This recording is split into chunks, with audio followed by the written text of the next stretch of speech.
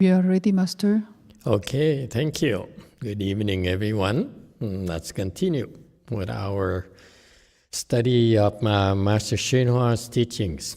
This is a real treat for me personally. I hope you find it useful because rarely can you find a great man like Master YongHua who can talk about his personal experiences and the way he cultivated. Granted that he was younger then, in his early 40s, I'd say, and maybe late 30s. And he has quite a ways to go until he made it to San Francisco, Chinatown, and meditated for 6 years. But the seeds of greatness were there already. So we're observing these causes for greatness. Okay. All right, let's continue, please.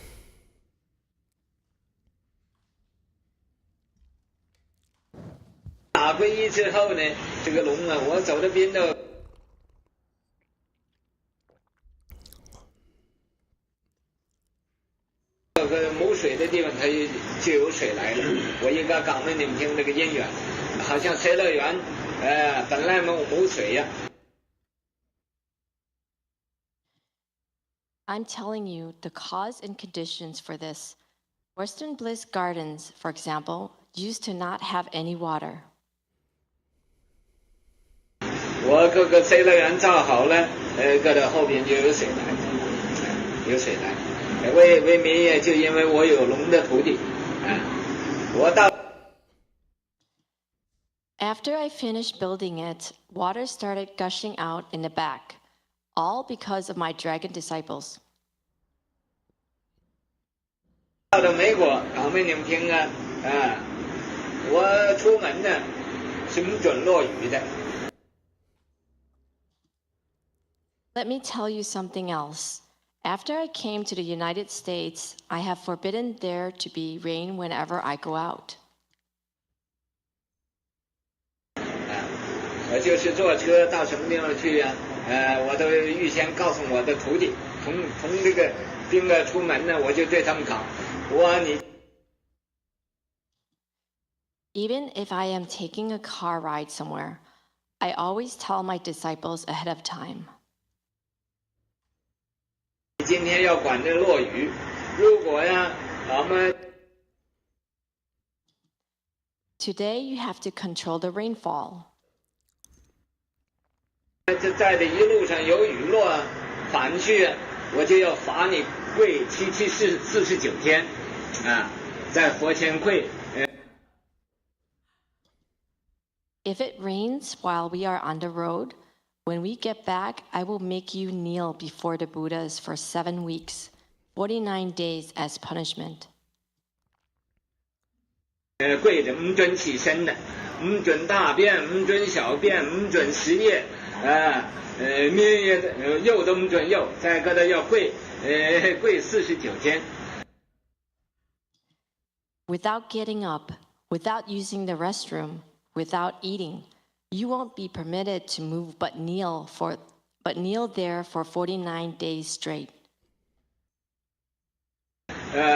如果没雨落呢，就不才罚，If it doesn't rain, then you won't get punished. 才挨罚。搁阵时边个同我出门呢，好像过户啊，同我出门我就挖开，其实他边都有这么个本事啊。 I say this to whoever goes out with me, such as YongHua. Actually, he doesn't have this capability. 我这么讲啊，就因为各地龙的弟子才听话。我出门呢，他们会落雨的。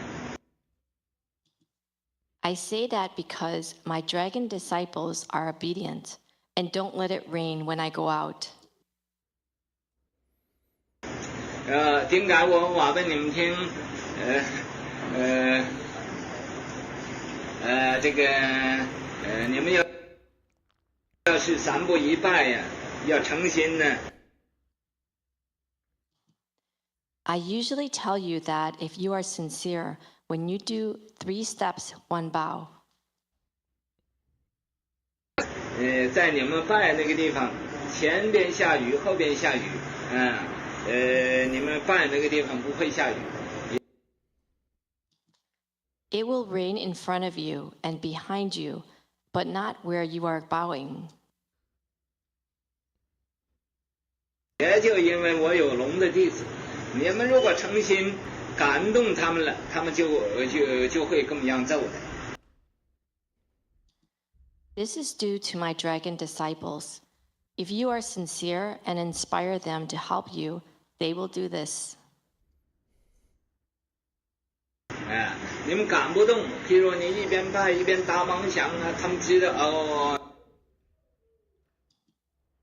If they don't feel it from you, because you have false thoughts as you bow, they will know it and think. 你们都还修道的，所以他就不会拥护你啊。你要是有诚心这个我这个龙弟子都会帮助你们。Oh, you are not cultivating the way, then they will not protect you. If you are sincere, my dragon disciples will all help you out. 那么最后那3个月是吧？3-4个月，母语落。In the final 3 or 4 months of my 2 disciples' bowing pilgrimage, it didn't rain at all. 他们安安在个朋友家里住着3天，就落了3天雨。As soon as they stayed over there for 3 days at a friend's house, it rained for 3 days straight.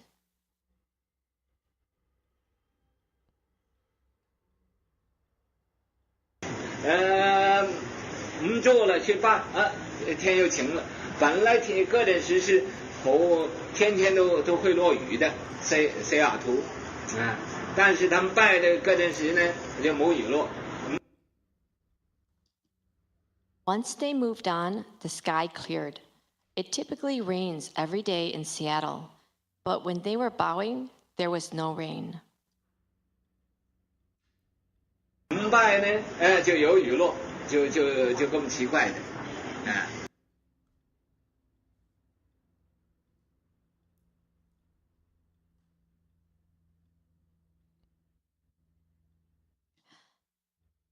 When they were done bowing, the rain came again. That's how strange it was. 所以你们我不是贺你们，这个天龙八部一切的鬼神都听我讲业的。I'm not trying to scare you, but all the ghosts and spirits of the heaven and dragons and eightfold divisions really listen to me. 听我讲业的，不过你个的人呢，懂业，有的时候就好听告的，好机器的，各的鬼神呢，他都听我讲业的。You people sometimes cannot hear me, but these ghosts and spirits all listen to me. 我们还话我怎样好，I don't want to brag about myself. Okay. 个人是在香港。 Stop. Thank you.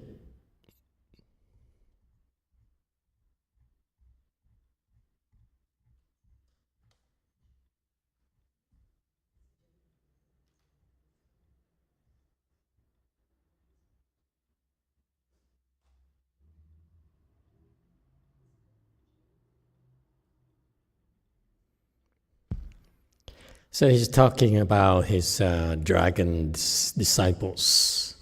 He wants to talk about Western Bliss Gardens, but before talking about Western Bliss Gardens, his way place in Hong Kong, he talked about his dragon disciples. Western Bliss Gardens, you see the name says that he's really have strong affinities with the Pure Land Dharma door. This is one of the early temples he had, so he called it Western Bliss Gardens. Right? Anyway, so he started by saying that place is very dry, and after he finished building it, the water started gushing out in the back because it's an offering from his dragon disciples. Their jobs are to support the way place. And since he's poor, they try to help him save him on the water bill, right? And not just the Western Bliss Garden, but he says, these dragons, they follow me everywhere. When I moved from Hong Kong to the United States, they followed me, and he has his quirk. He doesn't like rain when he goes out. I don't know. He's too young to be worried about it. It's kind of weird. But we all have quirks. Some people don't like rain, some people like rain, He's a monk, so he doesn't have to be romantic, I guess. I happen to like rain. Okay. Well, anyway, different strokes for different folks, as we say it here. Anyway, so he says, when he would take a ride for somewhere, he'd tell his disciples ahead of time, okay? And he says, do you have to control the rain today? I don't want to see the rain. And if it rains at all wherever I go, meaning he lays out the plan already, there's no last-minute stop at all or anywhere. So it's interesting that he would be clear in his head what is he wants to do. There's nothing unforeseen.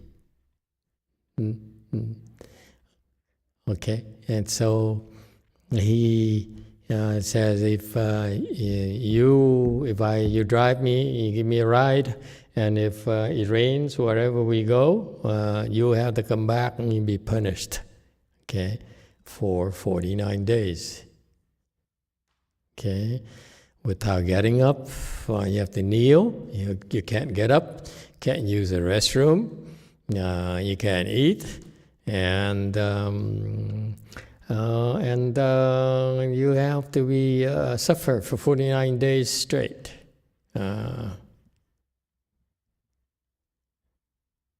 I don't know who was, but I don't think it was Caucasian. Only Asian would put up with this kind of nonsense. Huh? Anyway, and so he, for example, one day it was Gohu's turn to drive him around. As you can imagine, with this, very few of his disciples would volunteer to drive him around. Okay, but it was Gohu's turn, and Gohu, of course, didn't have that ability to tell dragons what to do. But he says, but my dragons listen to me, and they themselves know what I want, and therefore when I go out, they don't rain. They don't let it rain in the areas where I want it to go. And not only that, the principle behind this is that if you're sincerely cultivating my Dharma, my practicing and following my instructions, like these people who I think is referring to the two groups of monks, two groups of two monks who did the 3 steps, 1 bow, meaning that every 3 steps they take, every move they make, they will bow down. Okay, every 3 steps they bow, and they get up and they walk 2 more steps, 3rd step, and then they bow down. Okay, so that's 3 steps, 1 bow, and that's a very famous Buddhist practice. It's very tough. And so you would do that by deciding on the distance, how far, where you're going to go. Do the 3 steps, 1 bow between two endpoints. And usually it's rather arduous. Okay. And so he has 2 groups of disciples. The first one bowed from Seattle to San Francisco, I think. Okay, and I don't know much about that first group. The more famous group is Heng Shi and Heng Chao, who now returned to lay life, who is teaching now at GTU at Berkeley, I think, at least till 10 years ago. They bowed from Los Angeles. They bowed from, I believe, from Los Angeles to the CTTB, right? And the first group, anyone remembers the first group? They sort of disappeared. They both returned to lay life. One died of cancer.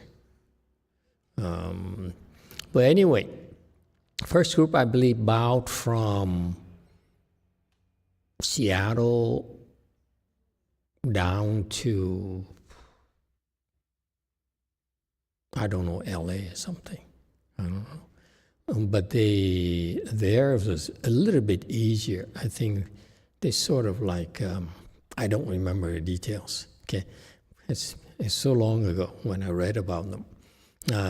And so, but the second group is a little tougher, and so they did 3 steps, 1 bow. And this, I read their journals. Their journals, so you can check it online, or I think it should be online now. I bought the books, like 9 books, under the title of the letters or journals from true cultivators. And so they recounted their journeys, the bowing journeys. So basically, one monk would bow, Heng Shi would bow. The other monk, Heng Shi, has been like a monk for a year or 2, fully ordained, and then he came up with the idea he wanted to bow and do the pilgrimage pattern after the first group, and Master YongHua made him wait for 2 years for the conditions to ripen, to be ideal, to be appropriate for it. I don't know what it means, but usually for an undertaking like that, you need to have paved the way for them to make sure they're protected. Okay. What you don't realize is when you go outside of the temple, especially for monks and nuns, you basically lose a lot of protection. You're very vulnerable. They come at you, okay, with a vengeance.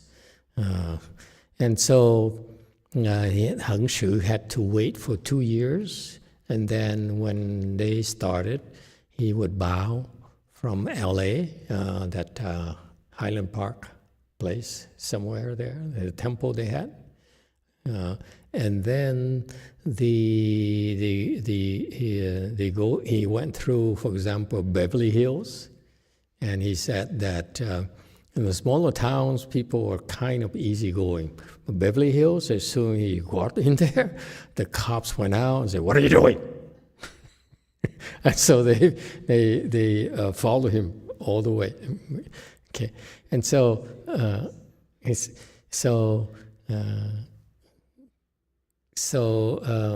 after a few years, he was at the temple, and based on his journals, from his letters that he wrote back to whoever, he said after 30 days of starting bowing, and you guys want to think about this, especially nuns.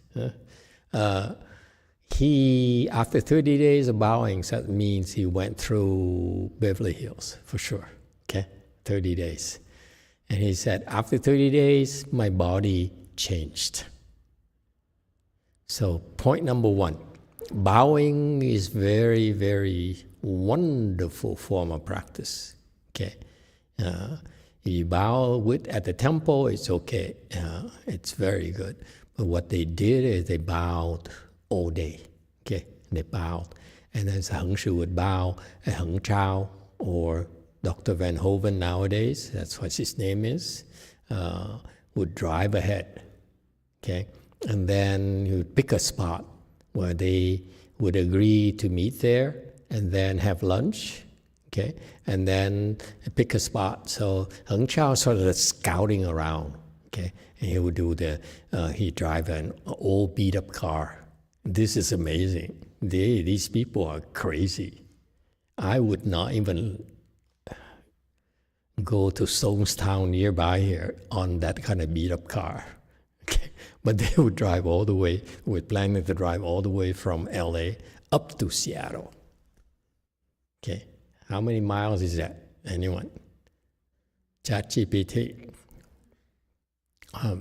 Anyway, and so after 30 days, he wrote in his journal, says, after 30 days, my body changed. Okay? I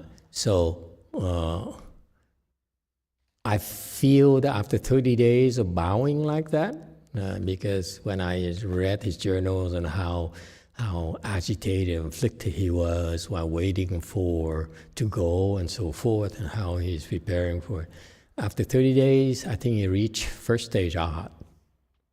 Not bad, 30 days only.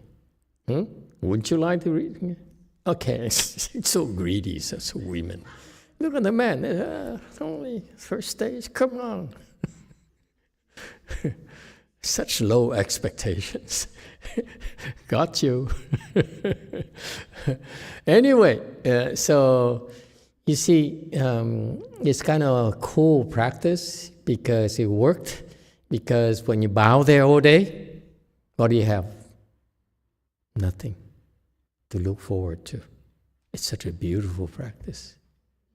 You hear, you have so many attachments. You think about your family, you think about your children and so forth, and your jobs, and how to monetize this like I do, okay? But when you're out there on the road, when you bow, you start bowing, and the cop comes around, what are you doing here, sir? And then you know that if this is any sort of omen what's about to happen, it's quite a long ways left, okay? And so this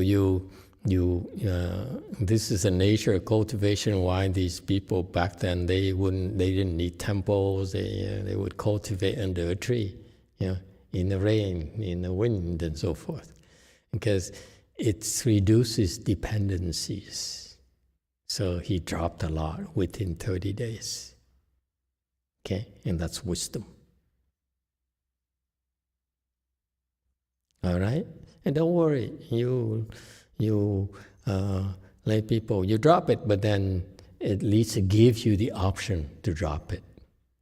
Okay, yeah. Whereas ordinary people don't have such choices. They don't know how to drop. Okay, you're training to learn to drop when you must. Whereas ordinary people, when they must drop it, they can't. Okay? So anyway, so they were bowing, and that's what Heng Shu, Heng Chao was saying in their journal. They said, it's amazing. After they bowed for about halfway, which is about a year and a half, 2 years it took, they began to see a pattern that when you get when in that rainy areas there, they realized that the sky would clear wherever they went, or they would have a bald spot, if you will. It would be raining around their areas, okay? But not while they're bowing, okay? So it's like they have an umbrella over them wherever they went, okay? It was raining outside, everywhere else, okay? And so that's what they said to themselves. And so it's fun to have this kind of verification. This is very typical Buddhism. The master talks, but it's the disciples who act as certifiers. Okay, yeah. So he says, the Master Sheo explained to them, and so they reported, those two monks reported that they would have clearing spots where they would bow, and then when they left, the rain would come, and the rain would move with them. Okay, and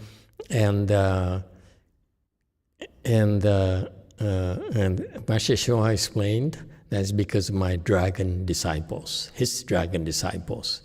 If you're sincere, they will be touched, and they will express their appreciation of your hard work. Okay? That's what Dharma protectors are supposed to do. They're supposed to protect you. At the same time, they also do things to urge you, to encourage you to work harder. Okay? Be more sincere. So the key word for in Chinese Buddhism is sincere. It bothered the heck out of me for 10 years. Sincere. Explain to me sincere. What does sincere mean? Okay, yeah. But this is what in their world they talked about. You're not sincere enough. And so forth. Okay, different culture. What's sincere? Let's ask the Chinese-speaking people here. What's sincere in Chinese culture? What's sincere in Korean culture? What's sincere in Indian culture? See, they have to think. Just imagine for a guy like me who's totally Western education, I look down upon Asian culture. And that's what they kept on using. You're not sincere enough. Be more sincere. You have sincere, you have responses. If you're sincere, you have responses.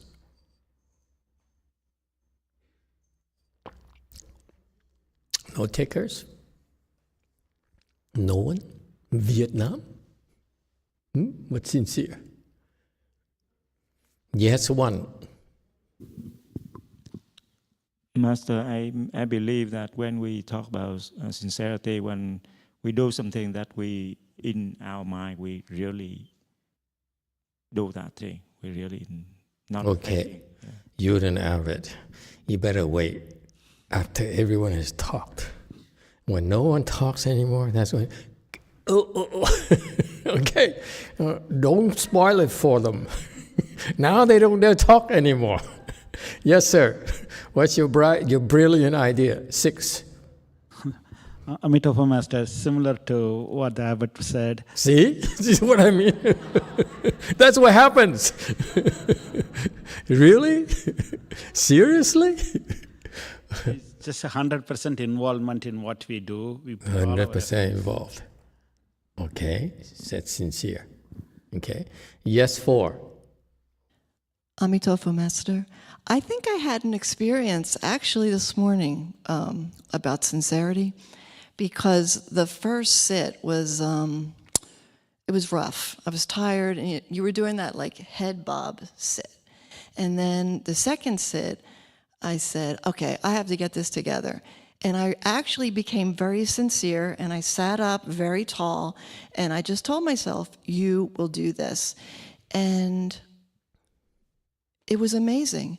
Next thing I knew, the bell went off, and I didn't hurt when I got out of Lotus.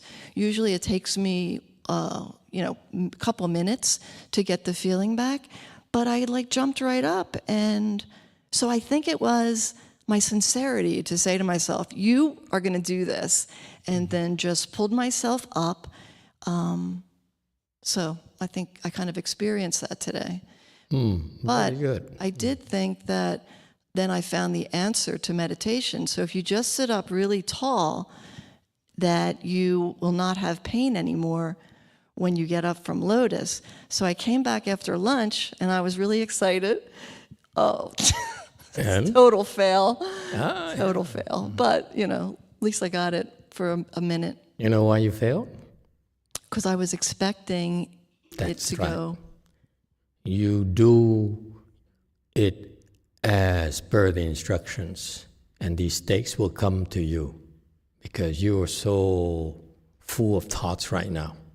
So you have so many false thoughts, and you don't need to add to it by having expectations. Your false thoughts are there already. Don't add one more. Say, I'm going to be more sincere and will have this good state happen to me. Okay?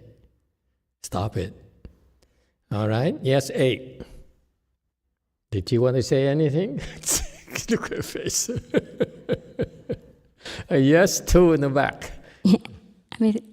Với Đà Phật Thầy, con nghĩ thành tâm là một cái sự thật thà trong cái tâm của mình, quý mến, kính mến một người đó, một đối tượng, hay là tất cả những cái gì mình đem tất cả những cái tấm lòng của mình đối với một cái biểu tượng đó, sự giống như là một cái thật thà trong cái tâm của mình đó Thầy, chứ không phải là bằng cái bề ngoài của mình. Giống như ví dụ như mình lễ Phật đi, thì mình lễ bằng cả cái tâm thành, còn cái bằng cái tư tưởng của mình nó như là mình cô đọng ngay trước Đức Phật á, và một cái sự thật thà, quý mến, kính mến trong cái lòng của mình thật.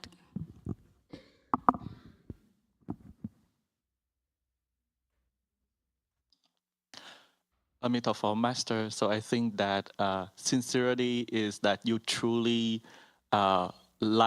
like something and you have admiration of something, and you pour your heart out. It's not artificial. So for example, when we bow to the Buddha, we bow it wholeheartedly, and all our thought focus on the Buddha himself, in front of him, and our mind, our heart follow him. That's all. Very good. Go Forest.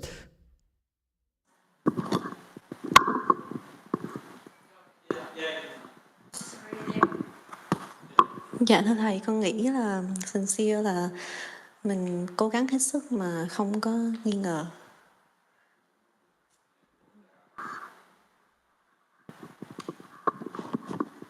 Emitofuo Master, I think sincerity is we try our best, give it all without any doubt. What do you often doubt?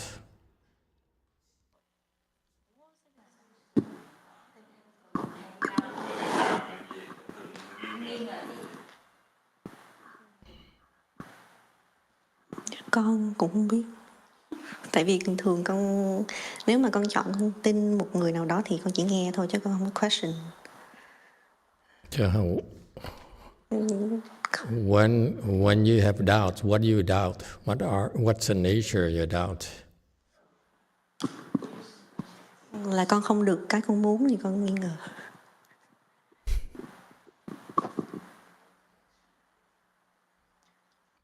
Hello.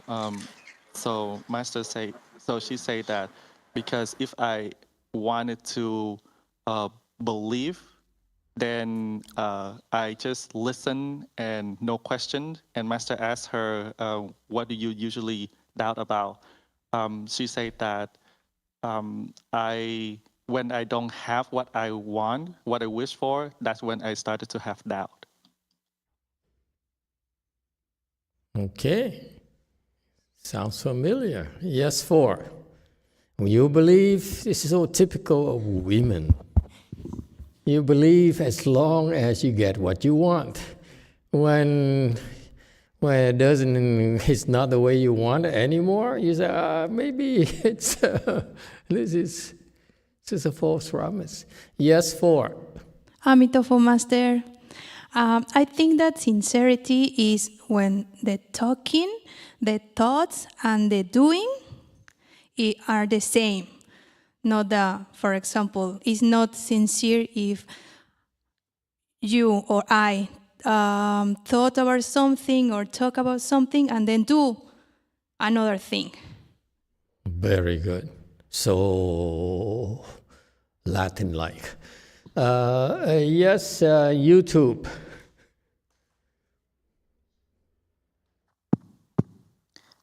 Thank you, Master. Sophia Gu says, Master, I think sincerity is when you focus on one thing and forget about everything else. Okay. What about JC? GF? JC, that's the JC. Hello, Master. This is Carol from China. Me, Tintin and me just stopped fasting and planning to go back to China now. So I see. to say goodbye. Goodbye. Okay. Bye to Master. Okay. Bye to Master. And Have a good also, flight. Okay. Have you been sincere?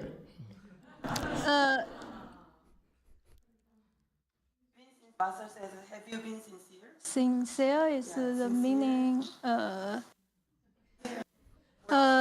This time we feel very weak, but thank all the venerables here to support us. Okay. You both look happy. Yeah? Yeah, because we just have something to eat. Okay. Really happy. Okay. Yeah. Thanks for coming. Have a safe flight back. Yes, thank you. Thank Okay. you, Master. See you next time. See you next time. Okay. How about go Forest? No? Okay.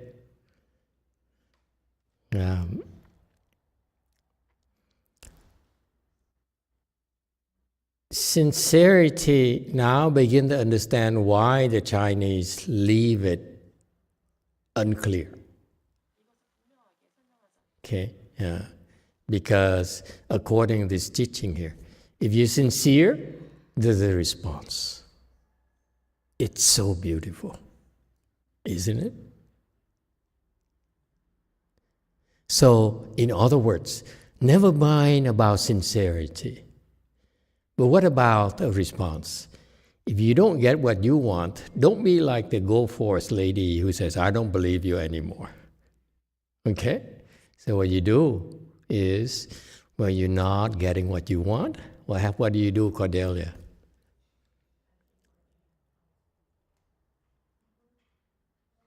Two. Emitofuo, Master, I just keep doing it. You do it harder. Yes.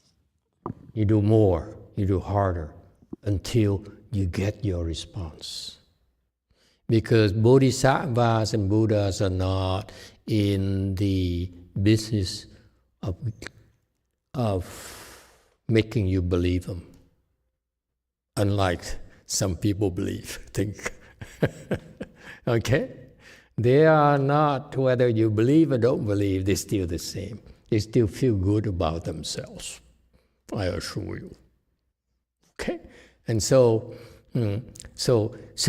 before I used to be really upset with that. I said, oh, so it turns out. And then later I explained to my students when Master Xi was in here, when he was in K-Land and struggling like heck. I explained to my students that sincerity can be boiled down to single-mindedness. If you're sincere, then, for example, when you bow with sincerity, let's say, like that guy, these two guys that we've been talking about, they started this Heng Shui, he started with his head full of things. He says, I'm going to have today, I'm going to have this. I want to ask him to cook me some noodles, And anyway, I'm a little bit hungry tonight. And so I always go back to food for some reason. Anyway, so sincere means for this guy, for example, we all start out, when we cultivate, we have so many thoughts, so many desires. And pretty soon, they settle down like our thoughts, naturally settle down. In this type of environment, by the way, you don't realize the environment really, really matters. Okay? Because what's difficult for them, these people who did the 3 steps, 1 bow there, because they traverse different territories. Beverly Hills, hardy people. Okay? And so you go through these territories where the energies are different, and therefore it's much more difficult. Okay? But after 30 days of going through the bowing, if you do it over and over again, and you naturally go back to the bowing, that's real to you. All the thoughts don't matter anymore. And that's a beautiful thing about that practice. You bow, yes, it's just not for them, but just for us as well. When we bow, we're full of thoughts, okay?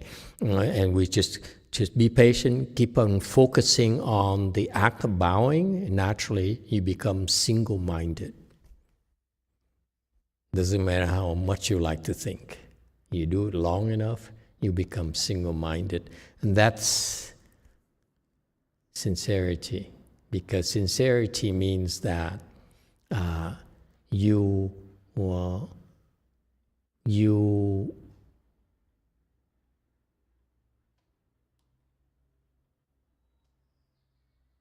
do not lose faith, okay, when you don't get what you want. You keep doing it, and doing it, and doing it, even though people are laughing at you, or criticizing you. You still do it. That is sincerity. Sincerity needs to pass the test of sincerity. Okay? And so that's why no matter what, you keep on doing and doing it, and that's all that matters to you in your mind. This is all. Whatever you tell me, doesn't matter. Whatever I want in my mind, my expectations, doesn't matter to me, because irrelevant. Okay? Yes, 8. Master, why they choose bowing instead of full lotus as a way to cultivate? Is bowing so perceptive? Some people can't sit. I'm not looking at anyone in particular. Someone complained to me this afternoon. There you go again, criticizing me, not cultivating. Okay? I said, and this is a proof of how flexible Chan is, because it turns out these 2 people, this group that I read the journals, Heng Shui and Heng Chao, they're not that good at Chan. Okay? They can't sit still. Why not? Why not? You. What do you mean looking somewhere? Huh? You. Why can't you sit still? Because too many thoughts. Okay? When your head is full of thoughts, especially for smart people, you always ask yourself, why? Does this make sense? Am I going to get what I want? Okay? Too smart for your own good. You're always analyzing, planning, plotting. And that's why That's why such people, they cannot sit.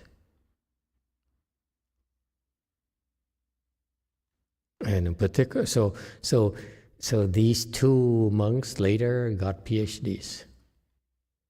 See, they're both smart, very smart.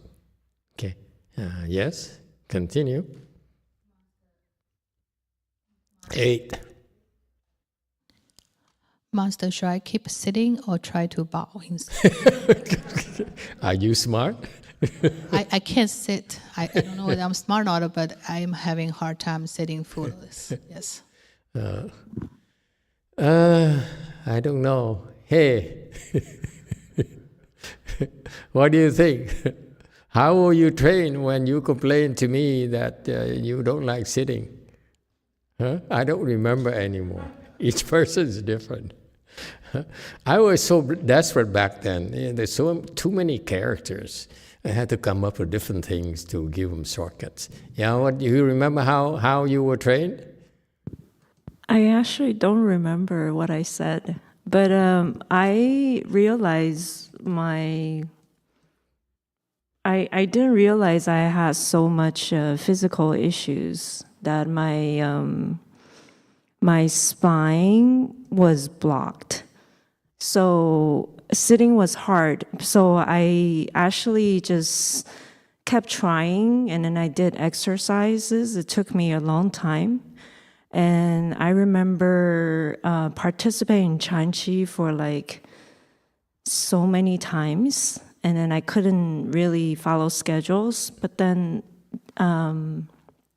as I was able to get into Full Lotus later, I remember... How much later?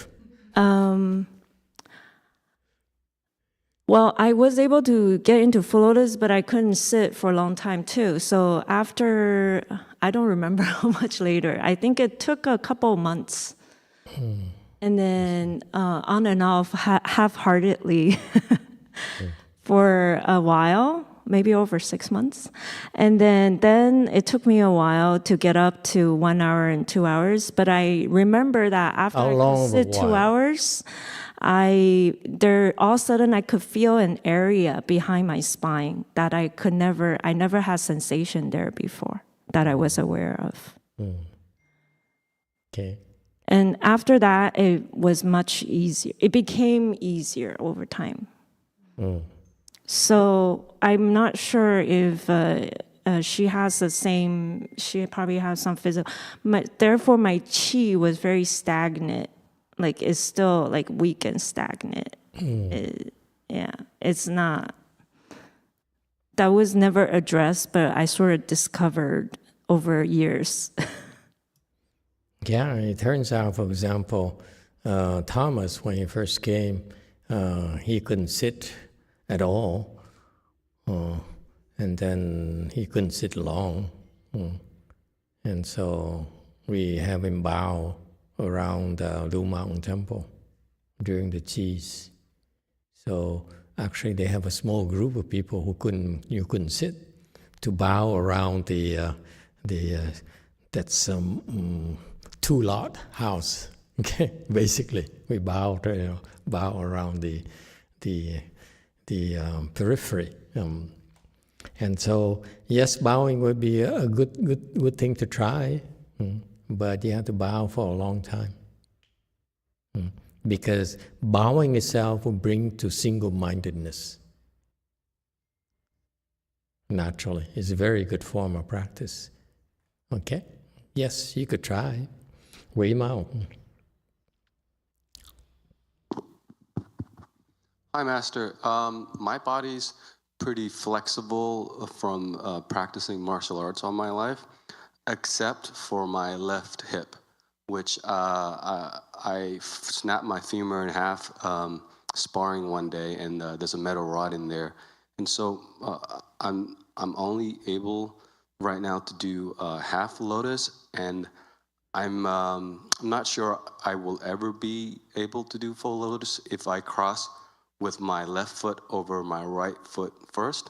However, my right hip is still extremely flexible. I think I may have a chance of doing full lotus if I cross right over left first. So I wonder, in this instance, would it be correct for me to do the reverse way of us doing it, or if it's better just to accept that I can only do half lotus and do cross left over right first? An injury to the femur, which is the big muscle, the big bone in the leg, right? The biggest bone in the leg. That should not have any impact on your full lotus posture. Well, Master, in order for them to insert the rod into my femur, they had to cut holes along my hip, and that the scar tissue, and they have to cut into certain muscles within the hip, and so that has what caused the hip immobility. Oh, I see. Then you should have do some yogas and some like Pilates, whatever, to help make your hip more flexible. Okay, definitely should try that, and some stretching exercises as well. And the objective, this is to keep trying. Okay, so even if when these two monks were bowing, they were bowing all day.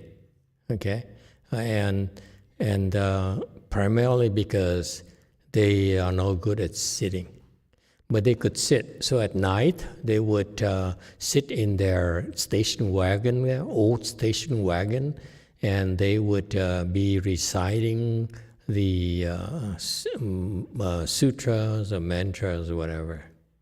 Okay, so they were actually bowing all day, but also crossing their legs at night. Okay, and so if you are struggling with sitting, crossing your legs, you should try other things such as bowing, but you should not give up on sitting. Again, the training is about you sitting a little bit longer and longer and longer. When you can't anymore, then bow. Okay, that's the fastest way to make it through. And ultimately, all this will help you overcome your karmic obstructions, okay, and increase your blessings. What she did for the one who doesn't cultivate, who didn't cultivate, is that even though she struggled, but what she did is she helped a lot. She created a lot of, she's like a programmer. And so we needed so much help with computers and programming, internet and so forth. And so she was like a troubleshooter for us. Okay? And she's a critical resource for us to build our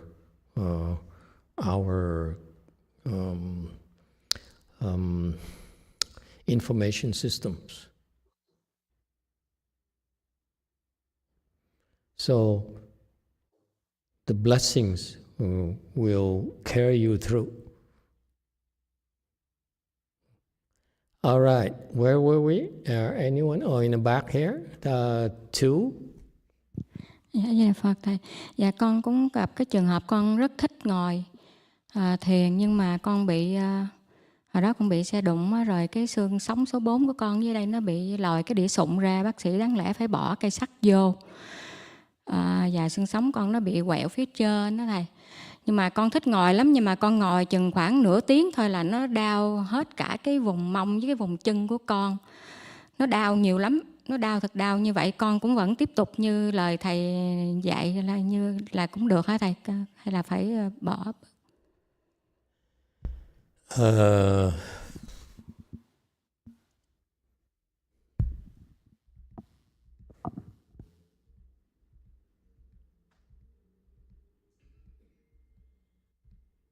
Hello, Master. I also have a similar situation like that. I really like to sit in meditation, but then my spine, the number 4,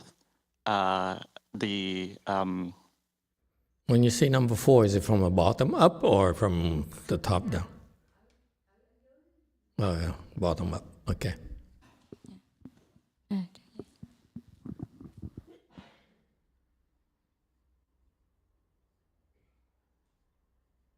Master, I don't know the specialized term for the sum. It's the sciatic nerve, I think. Yeah. It runs along the spine. That's a common problem with many, many people. So her sciatic nerve was sticking out, and the doctor said that she has to use the metal rod to actually anchor it. But so then she also sit in meditation. After maybe half an hour, it started begin to have the pain around the bottom area, and she would like to ask if she can continue to sit like that or just lessen the sit. You should not overdo it as a general rule of thumb. In this case here, maybe you should have, maybe you should fuse the vertebrae together so that they no longer stick out. Okay, you have to listen to your doctors. But this training here, the sitting here, is basically in small increments. You can sit, but only with small increments each time, like 10 seconds, then stop. Next time, 10 more seconds, then stop. Okay? And if it's sore or whatever, you wait until you fully recover it before you pick it up again. Be cautious. It's not worth it. Okay? And you should be reciting number 3.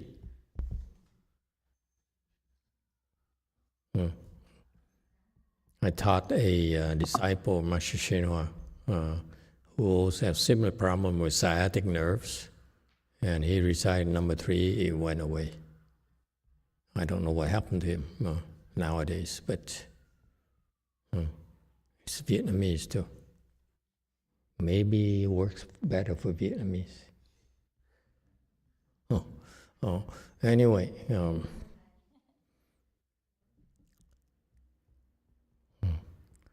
all right, anyone else? So anyway, so the reason I explained to you today about sincerity is not as a concept, but as a process.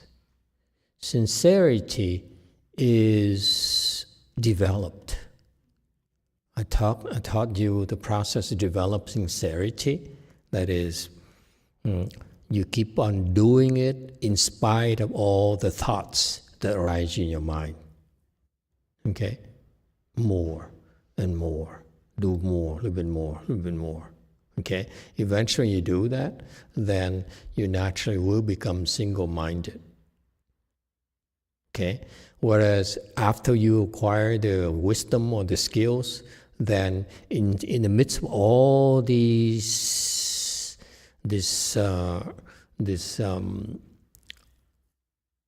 mass of this whirlpool of thoughts in your head, sincerity is a skill of single-mindedness. So that's why, in spite of all the crazy thoughts going on in you, you can simply focus and able to concentrate on one thought, and all of the other thoughts will fall off. That's why it's very important skill to have.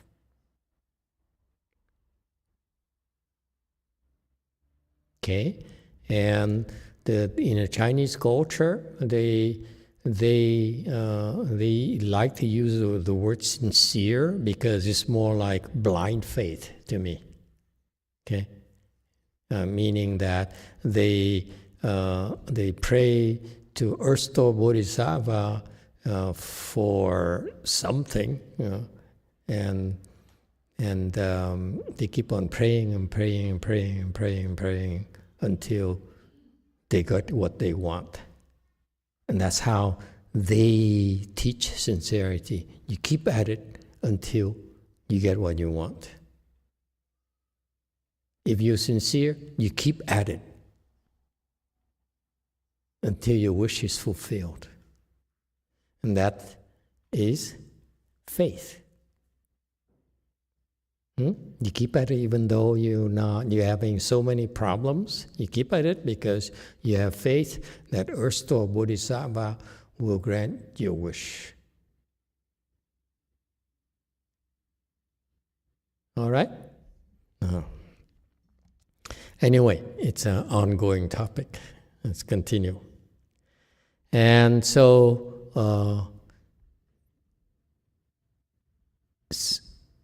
so for these people, in slide 428, for these people, or this guy who bowed, the other guy also bowed for a little bit, like an hour or two, maybe when he has time, to keep him company, but keep the main bower company. And so the bowing is a very, very powerful Dharma where this is how this particular monk, Heng Shu, develops sincerity, at least temporarily. Okay, it's kind of cool. And see, when you bow, you have a lot of false thoughts, but you keep at it. Okay, same principle. All right. Yes, 8. Master, just to clarify, the bowing they're doing is the same as what we do in 4-chi. It's not that kind of full body on the floor kind of bow, right? The full body on the floor is more Tibetan style or Catholic style. They have a thing like that. Tibetan, they do that, and the Catholics, some sects of Catholicism in the Midwest, I saw in a video, they do that as well. And my Taoist doctor says, oh, that is how you reduce sexual desire. You look and say, oh, wow, that will really put a damper on the sexual desires when you bow, lie flat on the entire floor. Okay?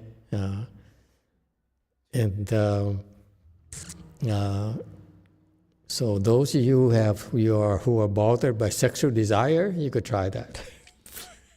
Just relaying information to you. I never tried it. All right? But you can bow our style. That's good enough. That's what here and these monks do. Okay?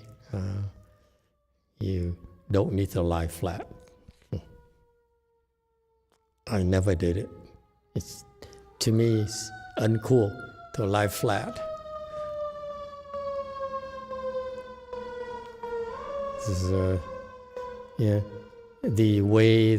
regular way of bowing from the Korean, from the Vietnamese, and so forth is a lot more elegant. Okay, when you bow there, especially, can you imagine bowing like these? I saw the Tibetan monk bowing, do the 3 steps, 1 bow pilgrimage as well. And he bowed full prostration. He bowed flat, okay, on the frozen ground.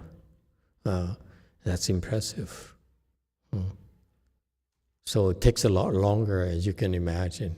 Go there, and then whereas in a Chinese style, the typical Mahayana style is that you touch 5 spots, 5 points, 2 legs, 2 hands, and the forehead.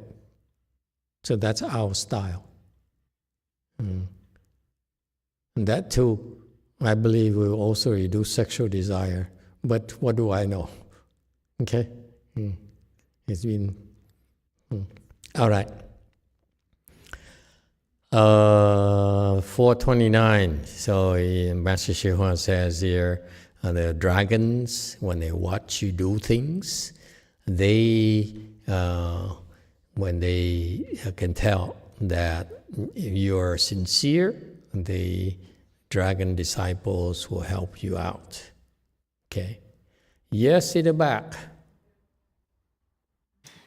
Master, I'm curious with how about fasting Dharma versus bowing? Which one is better for her in this case? Fasting. Or in general? Could try both. Well, I can give you a prediction already. 10 to 1 that she will not make it through fasting. 2, a lot of suffering. A lot of suffering, more than you think. Right. Yeah. You could try. You could try. First start at 3 days. It's always safe 3 days for most people. You have no physical problems, no illnesses. 3 days is normal. Okay, the proper way to do it. Don't do it like the Westerners. They drink. They use sugar drinks. Okay, in the afternoon. It's nonsense. It's just like it destroys the whole concept. The whole purpose of fasting is to starve your body of sugar. These Westerners don't understand fasting at all. And when your body is deprived of sugar, what happens? It stops thinking.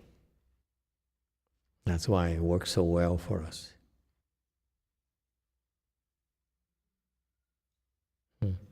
Could try both. You know, this is the fun part of it, is there's so many things you could try. And eventually something will work for you. I tried everything too, out of confusion. JMT. Why? That's so funny. So sad. Yes, JMT.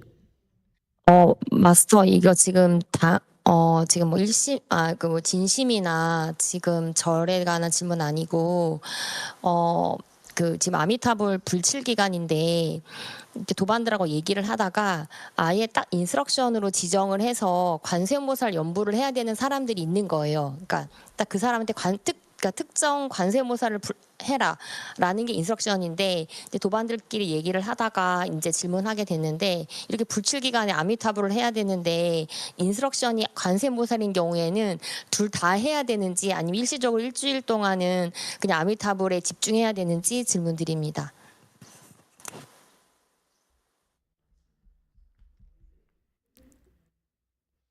Related with bowing, I talked with my cultivators, and I found out that some of them, their instruction is to recite Guanyin Pusa.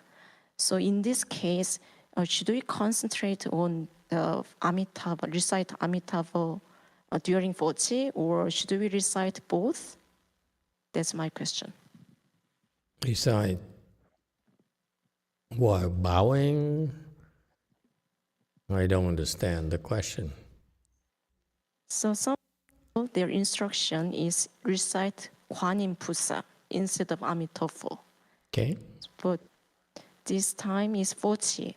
So do we have to concentrate on reciting Emitofuo, or do we have to recite Emitofuo and Guanyin Pusa together? Good question. I was asking myself the same question too. No one gave me the answer. So today, I'm still not sure. I used to depend on Master YongHua, but that's why I said, dang it. Why does he have to die so soon? There's so many questions I had to ask him. Yeah. Anyway, since he's not around, I give you my answer. How is that? Recite Emitofuo. It's the same. Don't worry. Okay? One yin will forgive you. 마스터, 이게 질문하게 된 이유가, 원래 아미타불을 했는데 저도 그렇고 이제 몇몇 도반한테 관세음보살을 하라고 하셨었어요. 그래서 질문 드리게 됐는데 그럼 일주일 동안만 관세음보살 대신 아미타불 하겠습니다. 감사합니다.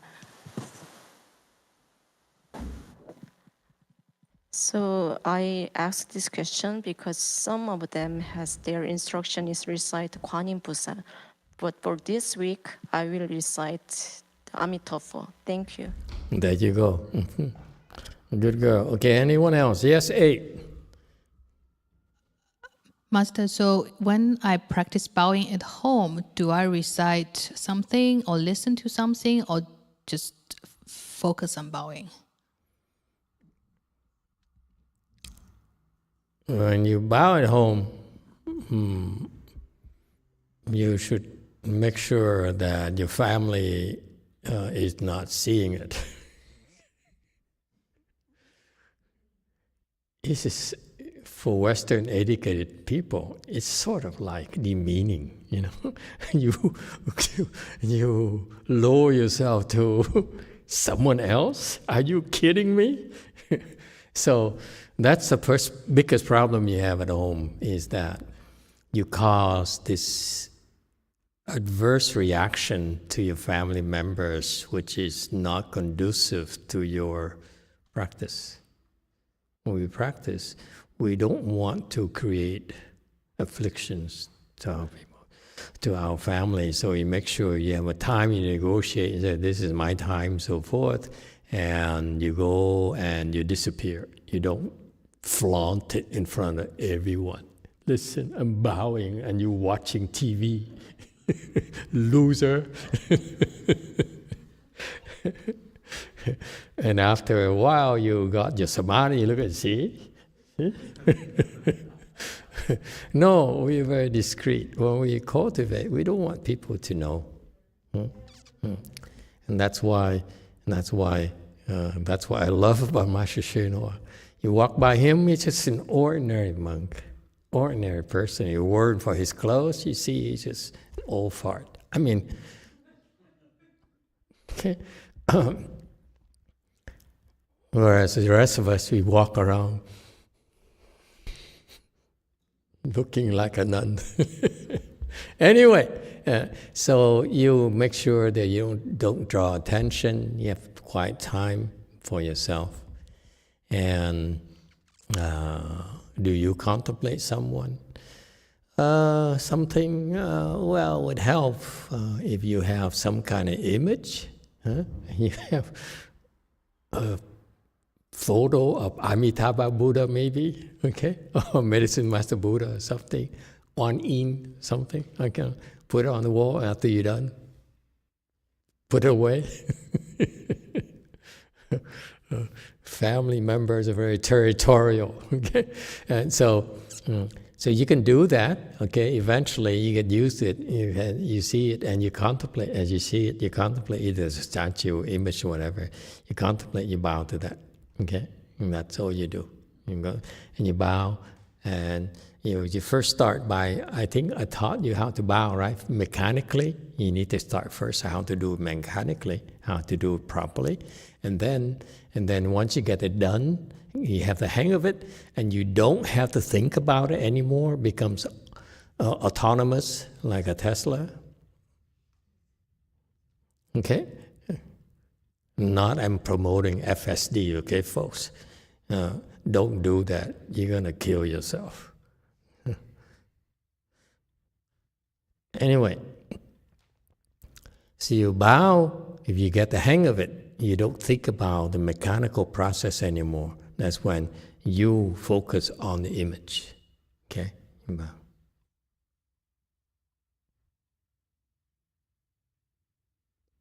Just like you bow to the Buddha in person. The Buddha is there. You look at the Buddha first, you bow.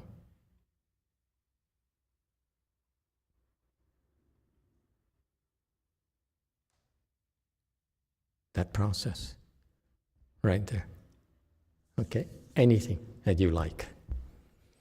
And some days when you have a need to a favor from Medicine Master Buddha, I'm very multifaceted. You never know when you're going to need it from the Bodhisattva or Buddha. That's why I bow to everyone. Okay? Do that. I hope it helps. Pretty soon I have nothing else to teach you. You ask me all the details that you need. What else can I talk about now? Yes, 4.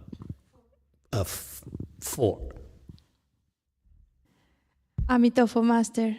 Master, when bowing, if I do a session of bowing, so I will do what you said about to contemplate the Buddha.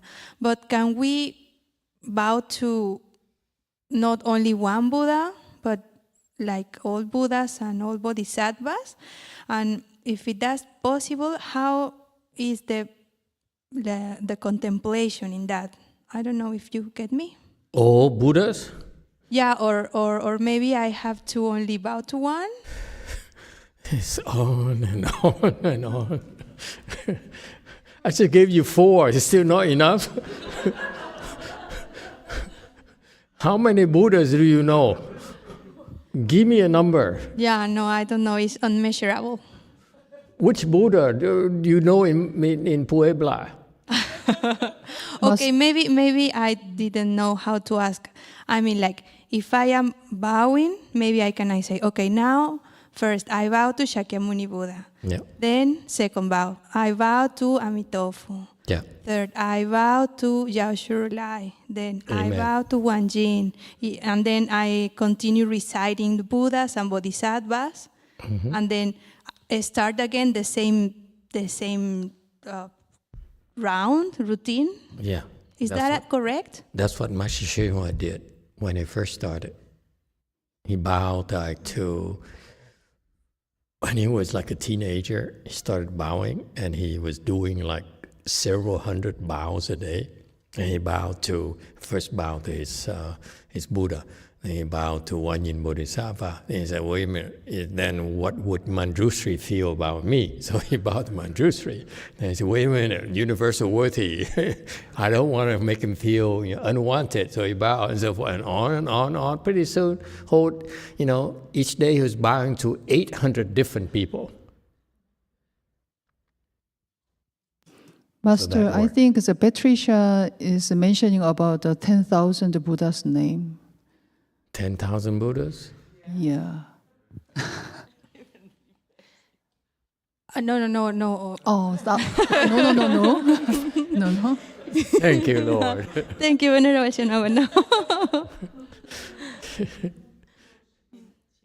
Don't give her any ideas, XM. I send you to Sirius. Yes. Okay? Thank Whatever you like. Okay? When you bow to them, you create affinities with them. So it's a good idea. Okay? As long as you do that, it's okay. But it's easier to just bow to one. Okay? But if you're more broad-minded than us, bow to several. It's all good. Okay? Ultimately, it's the same. Eventually, you see that. But to keep it simple for now, don't do whatever. Either 1 or 10,000 at the same time. I'm trying to understand how you can bow to 10,000 at the same time. It would be so impressive. XM, how do you do that? I want to learn every day too, like you. Oh, Master instructed me just to do the 10,000 Buddha's name and the repentance. I'm just doing. Oh, okay.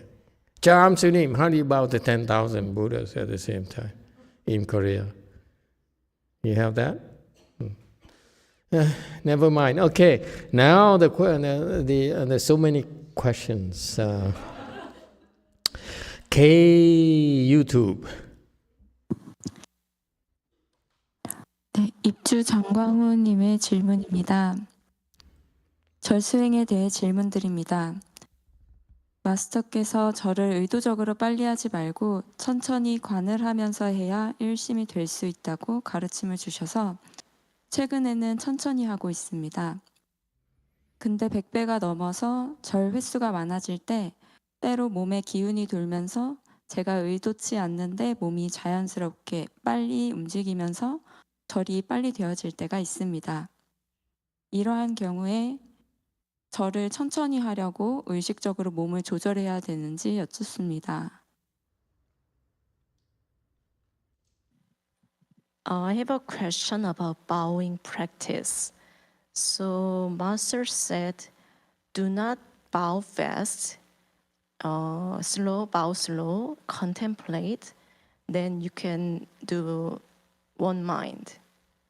So recently I bow slowly, but over 100, my body has full of energy, and unintentionally my body moves fast and I bow fast. And in this case, do I have to try to bow slowly? That's my question. Never had that problem before. When I bow slow, I get slower and slower, and I don't get up anymore.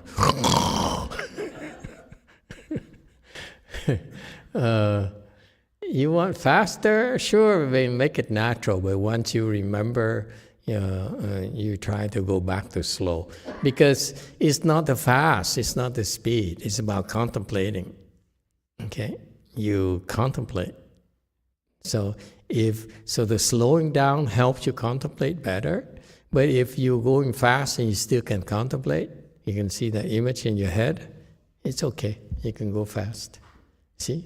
I'm wishy-washy. Yes, go Forrest. Emitofuo Master. So in some ceremonies, I think I have read that it says, I bow to the Buddhas of the 10 directions.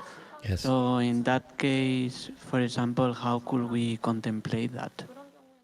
Okay. What you do in that case, when you bow to more than 10,000 Buddhas, I see.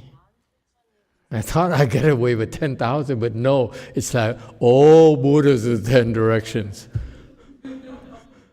So this is it. This is the end of this type of question, okay? We might as well get it out of the way. Get it over with. When you bow to all the Buddha of the 10 directions, let me add, and the 3 periods of time. Are you interested, or you only stop at 10 directions? Macho nacho. No, the 3 periods of time is also good. Also, yeah. Might as well, okay? In that case, in your mind, you said, I'm bowing to very fast. I'm bowing to the direction. Can you go that fast? Okay. Anyway, so it's no point. You don't need to do it every single time. Okay? When you start bowing, you say, I'm bowing today. I'm going to bow to the all Buddhas of the 10 directions and the 3 periods of time. Okay? And you bow. Okay? When another thought arises, okay, smells so good. Okay? Then you start again. I'm bowing to all the Buddhas of the 10 directions and 3 periods of time. If not, then you don't have to worry about repeating it. So far, so good. Same thing. See, I have nothing else to teach you about bowing from now on. This is it. This is like an annals of bowing to the Buddhas and Bodhisattvas. Okay, there's nothing else I can teach you. And collect this and don't ever bother me again, please. Okay, so Same thing when you bow to one yin, or you bow to Amitabha, you bow to one Buddha. Same thing. I'm bowing to so forth. That's why I told you to use an image. It's easier, okay? Because you don't need to think so much. I'm bowing to one yin Bodhisattva. That's too long for me. I say, look at it. There you go. Okay. So I don't even think. I look, and that's it. That's my metric. But the problem is that when you have 10,000, what the heck are you going to do? Okay? Or all the Buddhas are 10 directions. So the technique then is to say, when I bow, you start with one thought and you bow. When you go through the bowing thing, when you get up, when your next bow, between this bow and the next bow, a thought comes in, that's when you start that thought again. If not, then you don't have to. Got that? Does it help? This is as detailed as it gets. That's it. Okay? That's how you bow. That's exactly what happened. And then eventually something will happen to you, which I'm not going to describe. All right?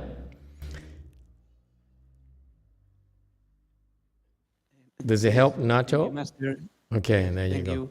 Yes, Wei Meng. Master, what creates affinity between people over different lifetimes? What create affinities? I mean, good affinities? When you say affinities, is it good or bad? Well, I was thinking good, but maybe bad too. I think I've heard before that people come over and over or come together over separate lifetimes. I don't know. It's so complicated. In the 3 periods of time and the 10 directions? One direction is good enough.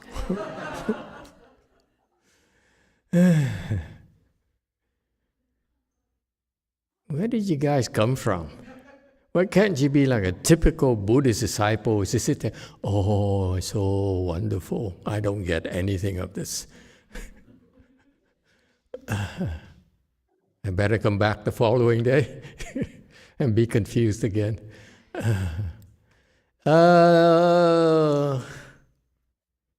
don't know.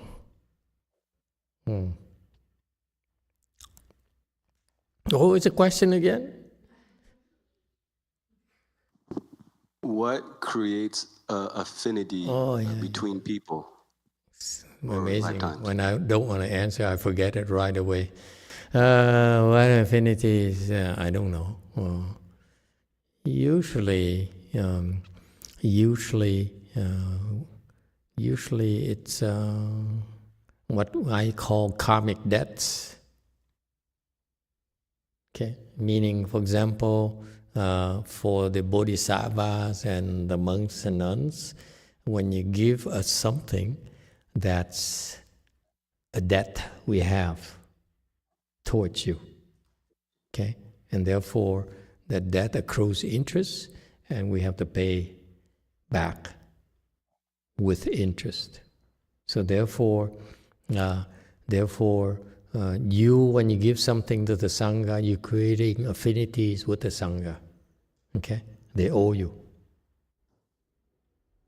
And vice versa. You ask questions like in this session, and we give you an answer, now you owe us. So it works both ways. Yeah? That's affinities, that's good affinities. If you talk about bad affinities, then it's along the same vein. You yell at someone, and so it creates a karmic debt as well. Yes? Because now, when you do something bad to someone, you actually owe that person. When you do something good to another, the other person owes you. When you do something bad, then you owe them. This is what worldly people absolutely refuse to believe. Smart people think, advocate that As long as you can get away with it, why not? Okay? And it goes against the principle of cause and effect. You do something good, they owe you. You do something bad, you owe them. And the interest accrues. It applies to everyone, including Buddhas.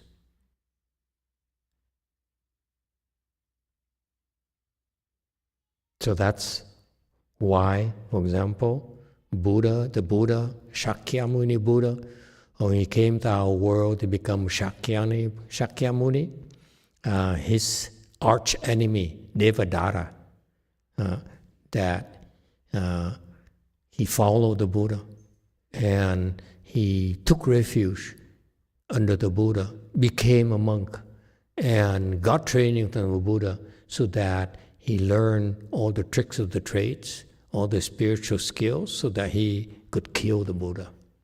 Why? Because long time ago, long time ago, okay, so long ago, the only Buddhas knows when. The Buddha and his brother were wealthy merchants. They made a lot of money together. And then his younger brother died for some reason. And so before he died, the brother told the Buddha, who was not a Buddha then, which is just an ordinary person, he says, please take care of my son, your nephew.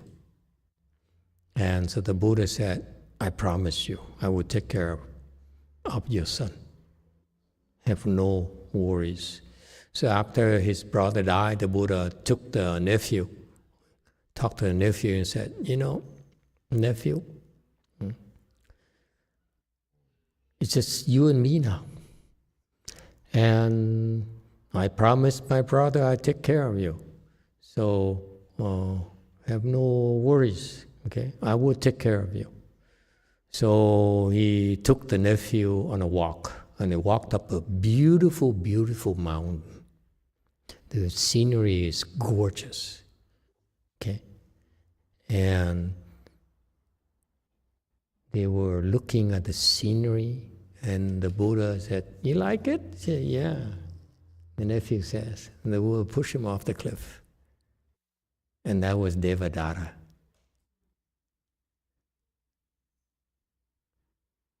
So he killed his nephew because the Buddha was greedy for his brother's wealth. But he is the only remaining relative. Poor kid. Devadatta. So not only that, because once you, this is important to Chung in WMT, once you start that karma, in subsequent lives, the Buddha continually killed Devadatta or tried to harm him, and killed and successfully killed Devadatta as well, so many times. Successfully. Buddha can be very vicious. Was very, very vicious. I'm checking, see I'm still safe. You never know. And then that's why Devadatta made a vow. He says, I'm going to make you pay. So even after Buddha became a Buddha, Devadatta still wanted to kill him. Right? That's prior conditions. Go first. Dạ thầy, con có câu hỏi ngoài lề là hồi trước con rất là thích tự soi gương, tự nhìn mình, tự chụp hình, tự sướng, mà sao dạo gần đây khi mà con tự chụp hình xong con nhìn con tự thấy mệt, tự thấy ghét mặt mình, thì con không biết con có làm gì sai hay không.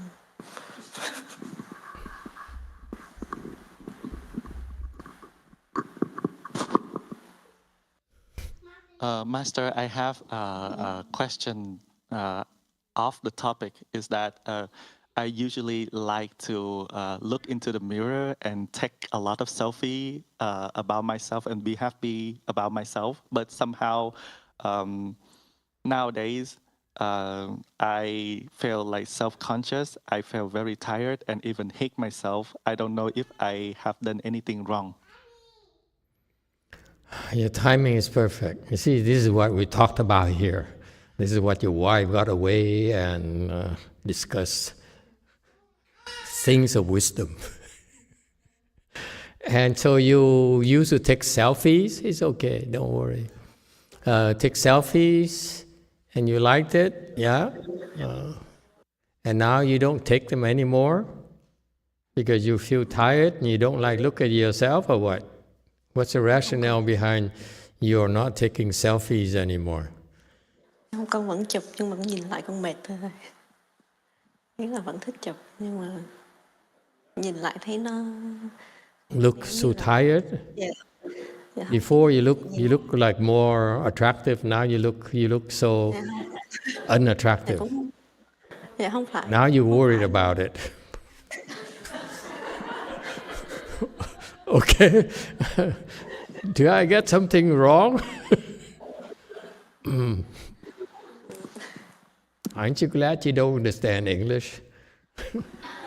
Thế chi sunim.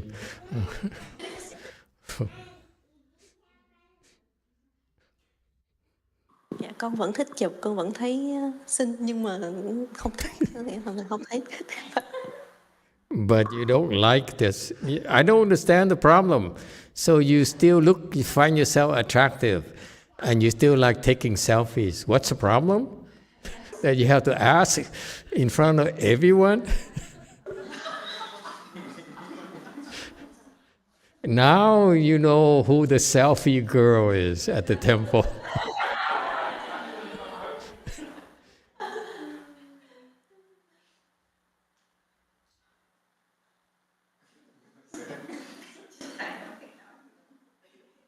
Am I missing something? Translator.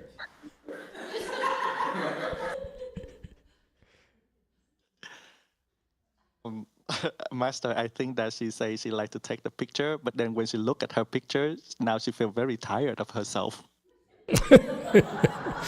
He gets it, but I don't get it. Amazing. Is that correct? Yeah? Not yet? Okay, so she doesn't like her pictures anymore. Tragedy.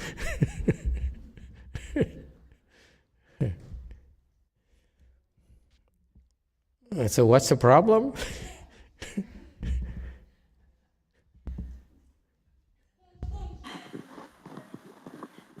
Con thấy problem là đấy là mình phải thích bản thân mình nhưng tại sao nó lại không? Oh, okay. He says the problem is that she feels that you should like yourself. You should look at your photo and like it. I don't know how to answer you. I need to go check with the Buddhist annals on how to answer this. This is too complicated for me. You have to be attractive. You have to like yourself.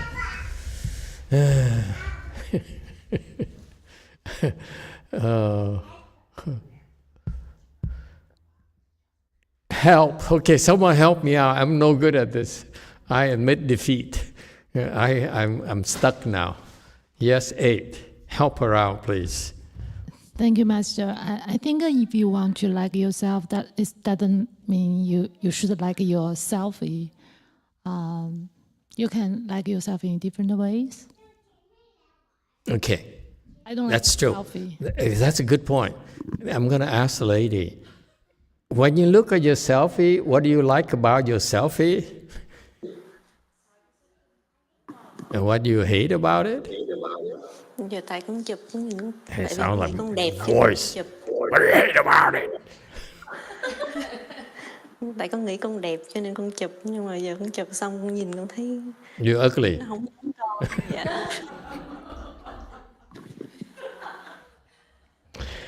Oh Lord, why me? I'm going to need time to think about this, okay? I don't have a ready answer for you. Someone help me out. Go home, let's go home and think about this. Do we discuss this tomorrow night? Can we do that? I'm sure you can survive another day.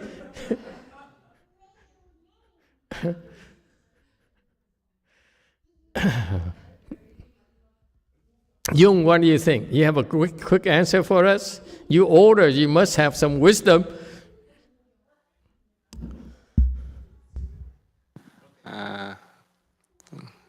Emitofuo Master, this beyond my experience on knowledge. I don't have this experience, Master.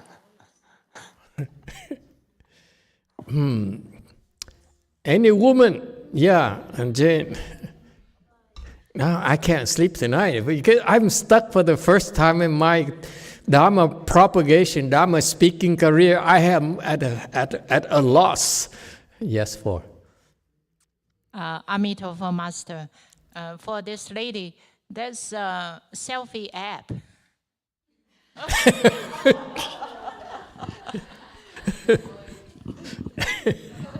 To beautify yourself to your liking. I have the app already. Too many apps on my phone too. she tried the apps too. Okay, we stop here tonight. Give us a chance to think about it. Okay, guys, that's a homework tonight. After the great transference, I like you as part of your homework to come up with an answer. Thank you, everyone.